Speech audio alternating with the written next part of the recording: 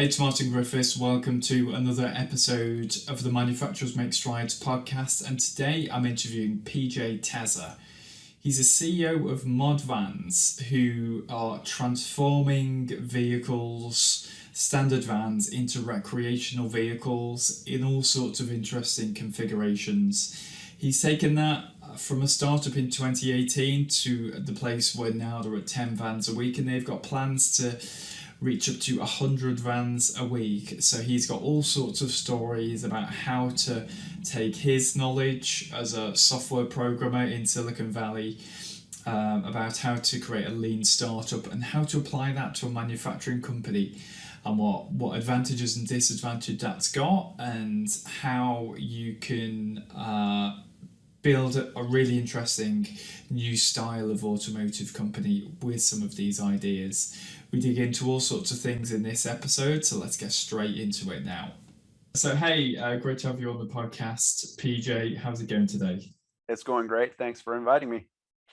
Brilliant. Yeah, really excited to dig into some of the history of ModVans and how that started. But really, I just wanted to start off with a little bit of background about yourself.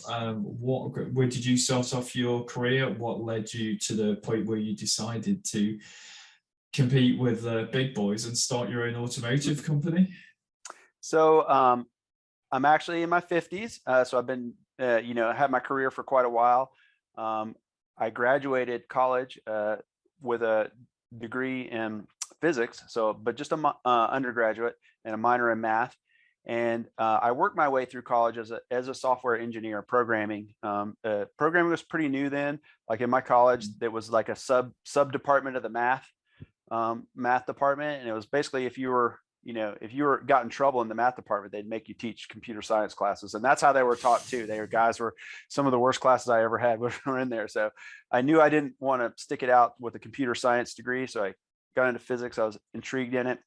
And then, but as I was working my way through college, I guess that's when I learned like how to direct my creativity into a way that is kind of in alignment with societal goals of, having a career, and all these other things, because I was really good at programming and I liked it because it was creative. I got to work with people. I got to, it's an engineering, where you're creating a solution, with technical things. It is engineering. There's kind of debate about whether software is a true engineering discipline, but, having done real engineering, whether it's electrical or electronics and mechanical at this point, I can, just say, it's kind of it's a different facet of the same problem, where you're solving these problems in the real world with technology, and it's just a different way of doing it. And that game of making trade-offs between costs and performance and all these different trade-offs, it's the same in all engineering. So I discovered early on that I really liked engineering, and I had a really successful career in software.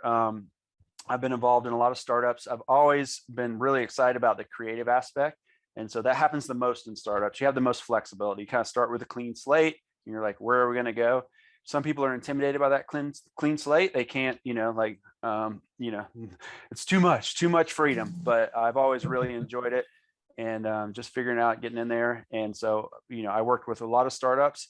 And then, we can kind of get into it, but, eventually I built a vehicle for myself, one of these camper vans that my company ModVans works on. I built it for myself. At the time, I was a software engineer. I was kind of not my peak of my career, but I had worked my way up the career ladder. I was working for a good startup, and I built this thing, and it was a ton of work. It was way more work than I had had imagined at the start.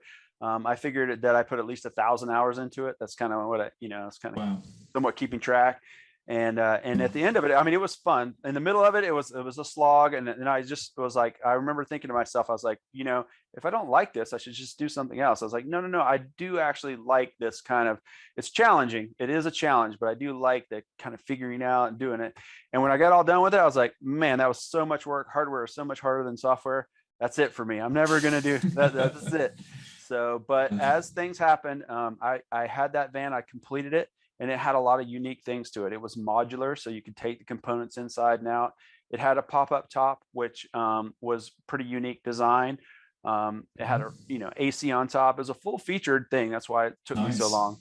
And also, my background in physics has served me well because I can do the electrical work. I understand the theory of, I'm not an electrical engineer, but I understand the theory. So I Mhm. can always take that, physics experience and I've always been able to like adapt myself. And in software you do. So you go into all these different engineering environments, whether it, at one point it was textiles. I was working in textile plants, yarn mills, and carpet mills, but I was able to understand the chemical formula and the mechanical formula they were giving me because I had this kind of generalized background of modeling the world in math through physics. So anyway, so that translated into me having this ability to kind of build this van. And so like I said, when I was done with it, I was like, man, that was a lot of work. That's enough for me. Because my friends were like, oh, maybe you should sell these. And I'm like, no, too much work. So anyway, what happened was though, I drove that van around for 6 months, and everywhere I went, people were just like, they would, they come up and they're like, hey, can I see inside your van? Where'd you get it? Where can Wow. I get one? And I was like, you So can't. can I, at Yeah, this point, yeah, can I ask a question? Because I've sure. had a look on the ModVans website of the type of vans, and yeah, let's just describe them a little bit of what of what they're like and what people use them for. Because they seem to, because like I know in the US you have like huge RVs that you can like take the whole family out in. Yep. What I think what you're talking about now is like kind of a standard van from a one of the big automotive suppliers, and that's you're modifying it to go on trips and with some living facilities in the back. Is Yeah, that that's right? correct.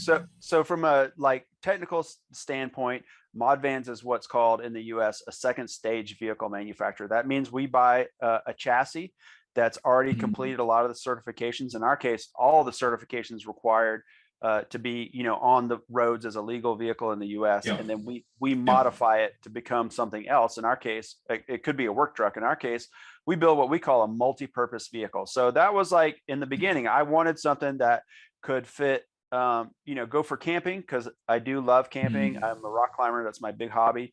So, and then, I like to snowboard in the winter. So it involves a lot of driving, especially in California. It's a pretty big place. So we drive Yeah. around a lot as a state. And so I wanted something that I could use for that. But at the same time, I just couldn't bring myself, as an engineer, I guess, it was too much to have a dedicated vehicle for camping. And actually, I tried it for a while, and I realized I didn't like it. It was expensive, and I had to go get it and deal Mhm. with it.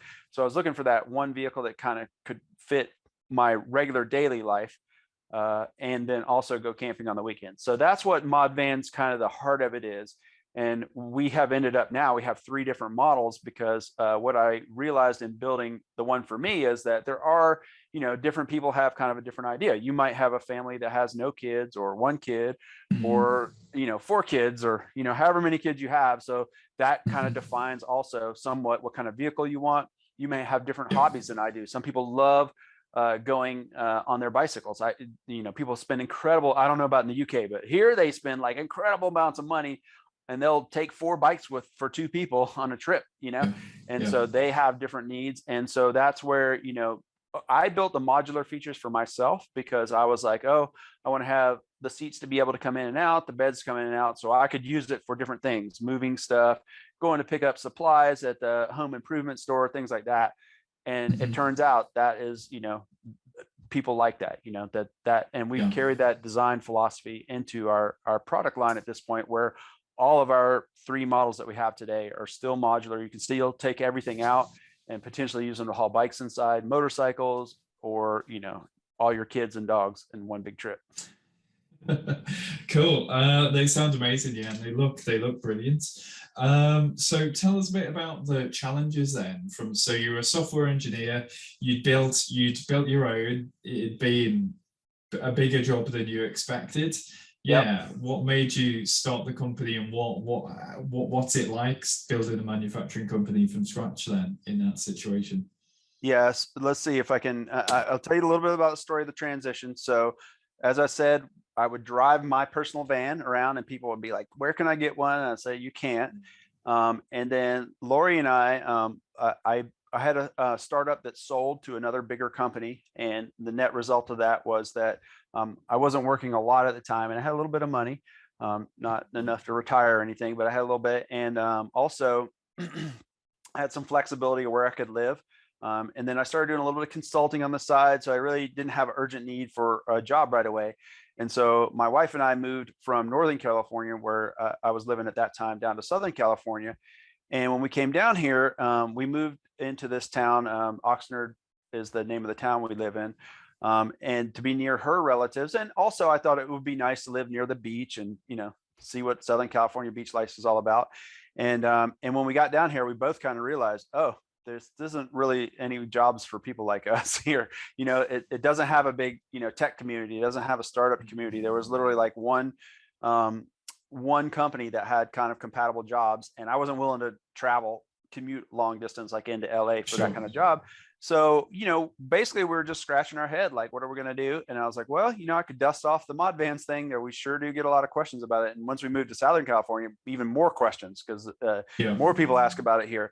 So literally, because of my tech background, I can do certain things. So I built a website that, could take orders, and I just put it out there. And I was like, okay, if I can get enough orders with deposits, I'll give it a try. Why not? So that was what started. We got great response right off the bat. It took me a couple little tries, but I eventually figured out how to sell them. And my goal was, I wasn't going to start the business unless I had 5 orders with deposits. I ended up with 10 after 2 months, orders with deposits. And, I kind of looked around. I was like, I guess I'm going to do this thing. And we leased space. And I kind of started the way I would start a software startup, kind of minimal amount of space, minimal number of employees. And that was, the genesis, those 10. And I would very much say they were early adopters. It was really, my attitude at the time was, I'm not going to do this thing unless I can kind of do it, easy and simply in the way that I think it should be done. So when customers would call me and they're like, hey, I want to talk to your other customers before I commit to you. And I would say, well, I don't have any other customers. You have to decide, are you an early adopter, or you want to wait to see how this thing unfolds? And so out of that, I might've talked to 1,000 people, and I ended up with 10 people who were like, yeah, I'm an early adopter. I'm willing to take a chance and give you a few $1,000s and see how it all works out. Cause what you are building here is unique, and we're excited about it. Yeah, that's amazing. Yeah, so you did take a very much like a software. So you had like your minimum viable product, and and you didn't. The minimum viable product was the my van and the website, right? yeah. So amazing. Yeah, that's brilliant. Do you think then your kind of software, your idea, the skills you've learned in managing software, kind of like product development and projects, do you think that's put you in a good position with this manufacturing startup then? I think it gives me some advantages and some disadvantages, and I can kind of go through a little bit of each. I think on the advantage side, really, and we were talking earlier before the podcast started about, reading about Elon Musk and his companies, SpaceX and Tesla, and me kind of musing in my own head, like, what's different about when a software guy comes into hardware. I think it's a matter of not, I was just listening, but not kind of accepting the status quo. And I'm going to give you one like very specific example that I went through when we launched a company and I had the 10 orders. Originally, I was planning to outsource the manufacturing of the pop-up tops to somebody else, to another company that would basically be a competitor, but I did know that they sold the tops separately. And when I had the 10 orders, I was like, oh, well, that really makes sense for me to try to design the top that I think it should be, rather than just accepting what's on the market. So that started the process of me building molds and I'm learning how to build molds, because I didn't know how to make molds and make composite products and stuff like that. So it started this big learning process. I don't think that's really unique. I don't think, being software guy, maybe I was dumb enough to tackle more than I should have. Maybe that's where it's a kind of an advantage in a way. You don't know what you're getting into yet, but I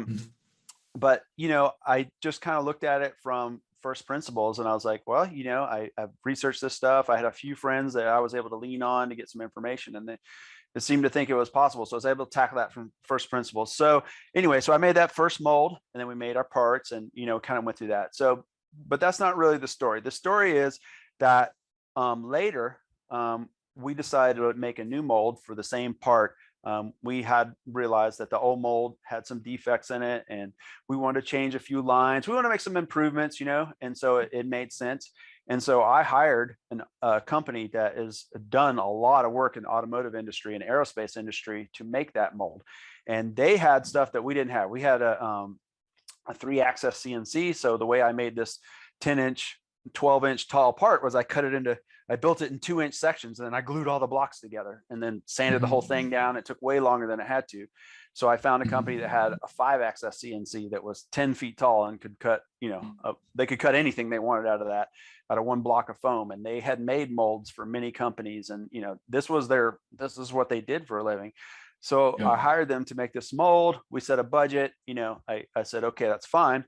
Well, so what actually happened in practice was they took way longer than, in my opinion, was necessary to make that mold. It took, from me doing it first principles, just starting and putting my head down, I made a mold, and I would say it was about 5 days worth of a team effort of work, let's say I call it a 80 hours of work, 100 hours of work, So after I had been with this company for like 2 months and things weren't moving along, I started calling them every week. I was like, hey, what's going on? Oh, well, we're trying to glue the blocks. We did some new thing and it's not working. And, so my point in this story is that working at it from first principles, I kind of really started to understand that they were used to a much slower pace of things and not really completing projects at the minimum level of time necessary. They were kind of used to, oh, well, we'll do all these other projects over here and we'll do all this other stuff. And well, your project,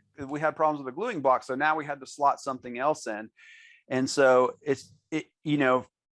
coming from the software world, boy, that just is, it's like totally different mindset, especially a startup world where, we don't have the luxury of doing things like that. If I have a project here that takes too long, we'll go out of business. It's just simply that. If I have an engineering project that goes so far over budget, if it goes a week to 4 months out of budget, that would put me out of business right now. And so, it kind of has this attitude adjustment where, you're like, well, I need to really look at this and see what's going on. And if I don't agree with it, I'm going to really investigate. And so I think that's a big advantage. So I think that mindset, and I really saw it in Tesla, is like, we're just going to tackle this from the ground up and not accept that, oh, well, a mold like this should take 6 months. Working with people in China should take 2 years, whatever the status quo is there. That you have to accept parts that you don't like just because, you're not going to make them yourself. So there's things like that where in software, we don't like it, we just make it. Now it's a lot easier in software because all you got to have is a laptop, right? That's what my wife and I have this joke, which is like, software startups are so much easier. All you need is like an apartment and a laptop. That's it. A coffee shop and a laptop, maybe, So there's a huge difference there. So things are easier. Okay, so one of the big negatives, I will say, is my lack of production knowledge. So in software, when we want to make the second copy of this beautiful program that took us millions of dollars of man hours to make, well, literally we don't do anything. We just, you download it from the same link that you downloaded the first copy from, right? Boom, problem solved. And that's why venture capitalists love it. In production environment and manufacturing, we built one van. It's amazing. It might be the best van ever, but to sell to customer number 2, I have to literally build another van. It may not be as hard. I may have learned a lot of lessons that make it more efficient, but I still have to build another van. And so that has been a big challenge for me, to be honest, to understand how much effort goes into, like building the prototypes and coming up with that, and then getting that into production, and not just getting it into production, because I think we figured that out, but maintaining that production over a long period of time where the inventory has to come in, the manpower has to all be there. I'm learning. I would say that I'm learning, but I would say that not having that background was definitely, it was an eye opener. And I feel like I made some mistakes because I might have, underestimated some of the challenges there. Yeah, I think that's natural, isn't it? I think as well, like people who go out and start companies, I think by nature are like kind of more on the optimistic side. They have to be optimistic. We can do that. Let's do this. Yeah, you have to be to bounce back. So yeah, did you bring anyone on board with a manufacturing background? So about so I have had different people that have different experiences. So one of my very first employees was a guy that had done a lot of building in his time. But I mean, in the end, I learned that there's kind of a difference between like construction style building and what we're doing with manufacturing, where there's more process oriented, and also the management tier as well. So, and about 2 years ago, we hired a gentleman. His name's Chris. He still is here. He worked for GM. So that was, I kind of started to understand that there was more to this than, what I could figure out quickly. And in the meantime, I was trying to build, 10 vehicles a month or whatever. So I hired some expertise, and that's been great because he's, really been able to come in and help us and find some help us with some of our weaknesses there.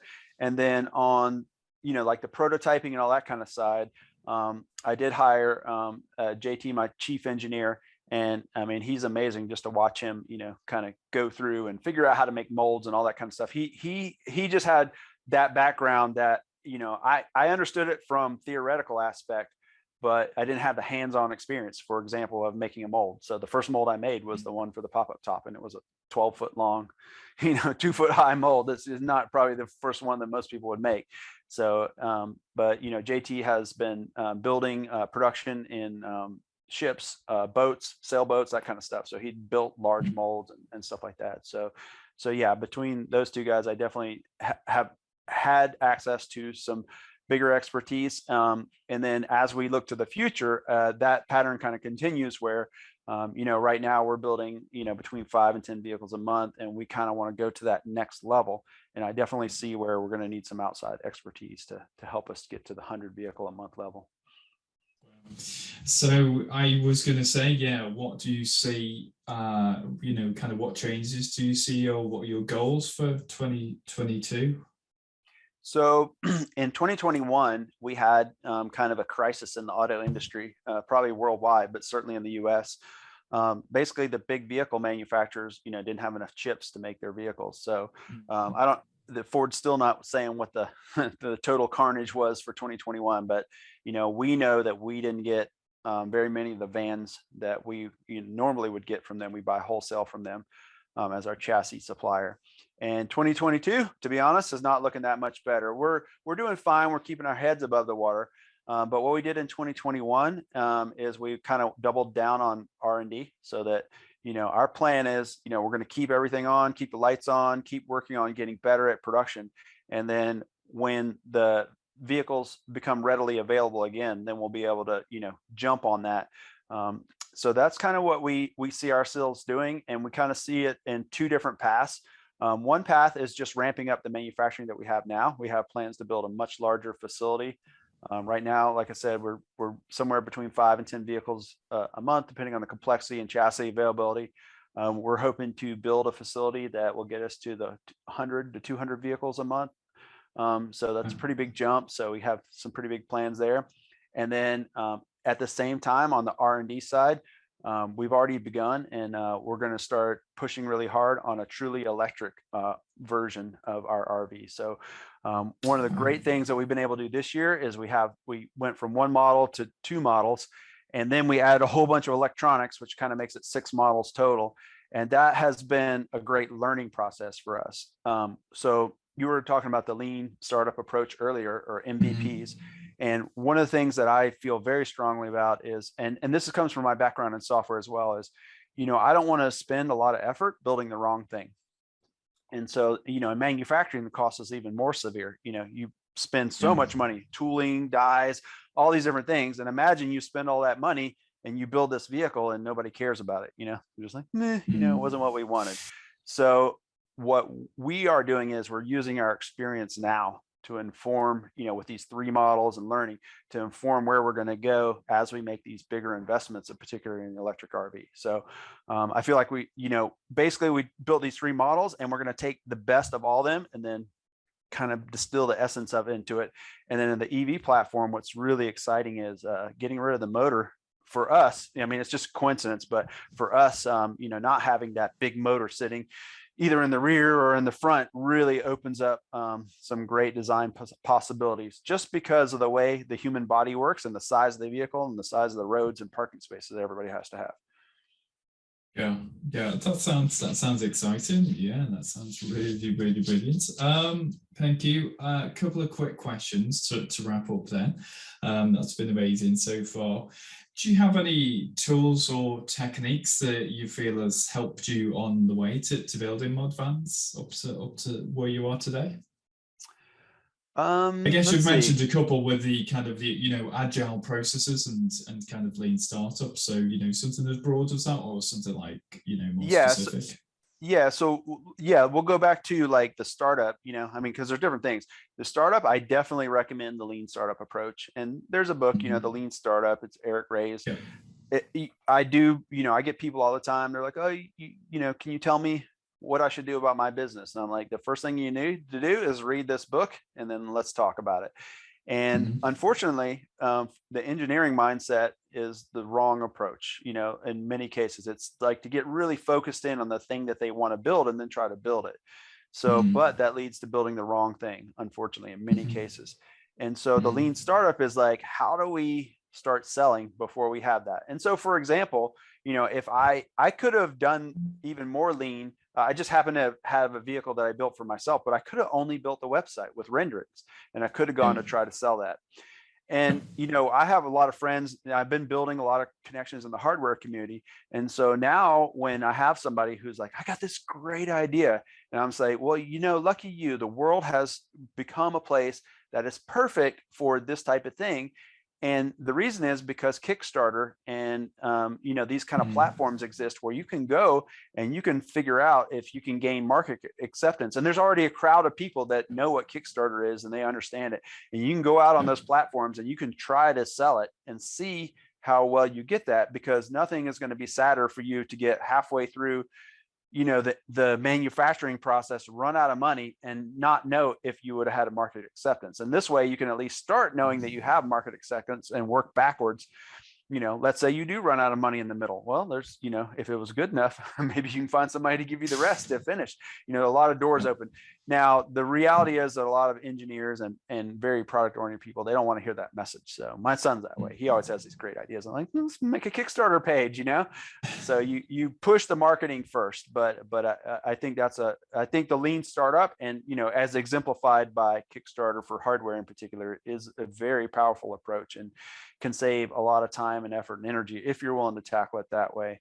And then on the sales side, if you want to get more links later, I have great resources for enterprise sales, because I know that backwards and forwards. And that kind of applies to what we're doing here, because remember I was telling you about the early adopters. So there's still, that happens in enterprise sales where we were selling, security systems to the Fortune 500. But in products like consumer products, it's still the same thing. In the beginning, I had to find out of that pool of 2,000 people that were interested in a vehicle like this that I had spoken to. I had to find that pool of 10 early adopters. And for me, it was better to really understand that up front, that's what I was looking for, rather than be disappointed that these, out of the 2,000 people that actually called or emailed me, I only got a few that signed up. That's actually the way it normally works. That's the normal distribution of consumers. There's the early adopters are the people that can look at your solution, imagine for themselves how it could fit their personal problem, and then be willing to take a risk, right? Because that's what it boils down to. And then, later, after you've conquered the early adopters, then you can get into that hump. So there's some resources that I could share with, how to learn that sales cycle. And I think they've been very useful in ModVans. Yeah, I bring to mind like crossing the chasm. That's like the big principle in that book, isn't it? That first go for the early adopters, but it will be a completely different sales process for the kind of the early majority, or as as the market kind of moves along. The exact same thing. Yep. So we can talk about technical tools if you want. We've been using Fusion 360 here. We know all its, I was probably the foremost user because it's a relatively new product, Fusion 360. I think as we used it through, we definitely kind of see its weaknesses and strengths. Yeah, it's an interesting tool. I really do love the idea of being able to integrate 3D CAD with the computer aided manufacturing. So whether it's 3D printing, CNC code generation, 3-axis, 5-axis, all those things, being able to have one tool, so much more efficient than, trying to learn, two almost totally different tool sets. But, at the same time, you have the darkness, which is, the Fusion 360 tool set is very immature. It's still immature. So you have to kind of put up with that. For us, it was a really great fit to start. And then as we mature, the good news is we kind of have the capability to look out there and see, what's next for us is in terms of, okay, we're kind of ran out of horsepower with Fusion, but, now there's these other platforms. They're way more expensive. They're way more complicated, but we kind of have the available resources to tackle that. So that would be another thing that I think was, when I chose it, I kind of knew I was choosing something new. And my attitude was the startup attitude. Well, they're giving it away for free for a year. I'll just try it and I'll keep using it until it doesn't work anymore. And at least if nothing else, I'll know what not to buy the second time. And here we are, 4 years later, we're still using it. So yeah. Great, cool. Yeah, that sounds interesting. Yeah, my first job was doing CAD models and then going down to a laser cutter, a plasma cutter, and a press brake, and manually programming each one of them separately to translate my CAD drawings into each of those. And brutal. That was painful. Yeah. That was painful. So yeah, and so I was able to bypass that, right? I just like, okay, nice. It's the exact same interface you use to click on the things in the 3D CAD is the same interface that you used. I mean, you still have to learn something about CAM, but it's a lot easier when you don't have to learn, the G code and how it all relates and stuff. I would say probably my physics background helped. Just having a general idea of what 3D coordinate systems are, and tool paths, I get it. You cut it a certain way and it's going to work better than if you just try to go for broke and go straight back and forth or whatever. There's adaptive machining and those kind of techniques make sense to me on a physics basis. Yeah, cool. Great. Any last two here? What are your favorite book recommendations at the moment? We were talking about Elon Musk before. Yeah, I really like that SpaceX book. So I can try to find it real quick. But yeah, the most recent book on SpaceX, I just thought it was just, to me, I mean, I'm of course biased because my startup background and manufacturing and even vehicles, but I thought it was a really compelling story for what it was. I mean, I read a lot of history books, so those can be super compelling if the characters are involved in world-changing events. But for me, just like the whole idea of those guys out in the island going for broke, they've spent all their $100 million and it's all down to one more launch, if it blows up, they are all going to go home with their with their years invested in their lives, working 14-hour days, which I can totally relate to, and they're all going to have to go home with their head in hands, or it could work out the other way. Now we all know how it worked out, but to me, it was like a exciting and compelling tale. I thought the guy did a really good job on it. So we'll dig up the exact name of that book for you. Nice, that'll be great. That sounds like a brilliant recommendation. And last one then, what's the best way for people to find out more about ModVans, or just to get in touch or reach out to you? Sure. The website is www.modvans.com. But we have a little joke about that because when I went to go register the domain, I couldn't get ModVans. Somebody had it with no S, right? But for $10, I could get ModVans with an S. So we have a big joke. It's like, yeah, I cheaped out and got the ModVans with an S because it was only $10. So anyway, they can come to website modvans.com, or you can find me personally on LinkedIn. And I don't know if I can always be this way, but right now, if you write me, I'm pretty much going to write you back. I think people are shocked sometimes. They're like, oh, I wasn't expecting him to write 5 paragraphs back to me about whatever my question was, but that's kind of my style. I don't know if I'll be able to keep it up forever, as we get more customers or whatever, but I just enjoy talking to people, whatever it is, just having a chat and batting ideas back and forth. And if I can help, that's great. I sincerely hope I can help. I know always my advice isn't relative or whatever, but nothing else, we have good conversation. Yeah, that's brilliant. Thanks a lot for your time today, PJ. Really interesting to hear about what you guys are doing at the moment. So I'm really excited to see where it goes next. So yeah, thanks. Yeah, thanks for having me on the show. I appreciate it. It's been fun.